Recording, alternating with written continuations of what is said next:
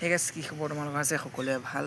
বহুতে মোক মানে এইদিন কমেণ্ট কৰি আছে কি অগ্নিবীৰ যোনটো ফিজিকেল হ'ব, মানে ফিজিকেল যোনটো হ'ব, মানে অগ্নিবীৰ যোনটো পৰীক্ষা দিলোঁ আমি, সেই পৰীক্ষাতে মানে কিমান নম্বৰ পালে দাদা ফিজিকেল দিবলৈ যাম, মানে তোমালোকৰ দৌৰিবলৈ পাবা, মানে তোমালোকে কিমান নম্বৰ আচলতে পালে তোমালোকে দৌৰিবলৈ পাবা। তো তোমালোকে এটা শ্বৰ্ট তৰিকা লজিক চিষ্টেমত মই বুজাই দিম 2-3 মিনিটৰ ভিতৰত, যদি বেছি দীঘলীয়া নকৰোঁ, ঠিক আছে? তোমালোকে বুজি ল'বা। চোৱা, এবাৰ এক্সামৰ নিগেটিভ মাৰ্ক নাই, ঠিক আছে? এক্সামত এবাৰ নিগেটিভ মাৰ্ক নথকাৰ ফলত কি হ'ব, মেইন লজিকটো কি হ'ব কৈ দিছোঁ।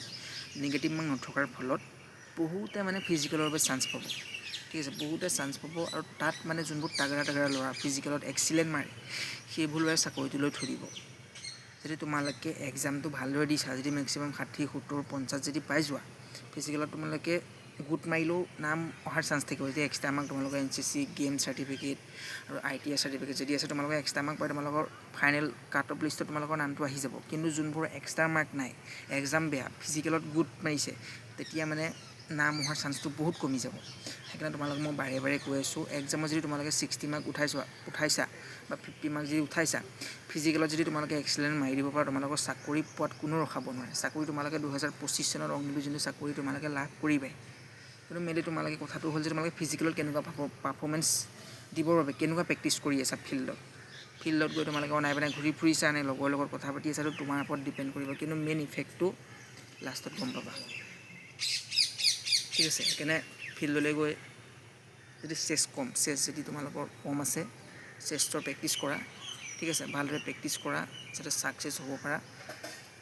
চেষ্টৰ বাবে ভালদৰে প্ৰেক্টিছ কৰা, চেষ্টৰ যোনবোৰ যদি চেষ্টৰ প্ৰব্লেম আছে ভালদৰে প্ৰেক্টিছ কৰা, সকলোকে অল দ্য বেষ্ট। আৰু ফিজিকেলত যদি তোমালোকে, মই ক'বলৈ গ'লে যদি তোমালোকে 50ও যদি পাই থোৱা, আৰামছে তোমালোকৰ ফিজিকেলৰ বাবে নাম আহি যাব। আৰু মই এক্সামত মেক্সিমাম মই জনামতে মোৰ শুদ্ধই হৈছিলে, মই 65+ পাইছিলোঁ। মানে আহি পেলাই গম পালোঁ মই কেনেকুৱা হৈছে, তো মই সিমানে পাইছিলোঁ, 65+ পাইছিলোঁ। আৰু তোমালোকে যদি এক্সামত এটা ভাল মাৰ্ক উঠাব পৰা, ফিজিকেলৰ বাবে নাম আহিবই, ঠিক আছে?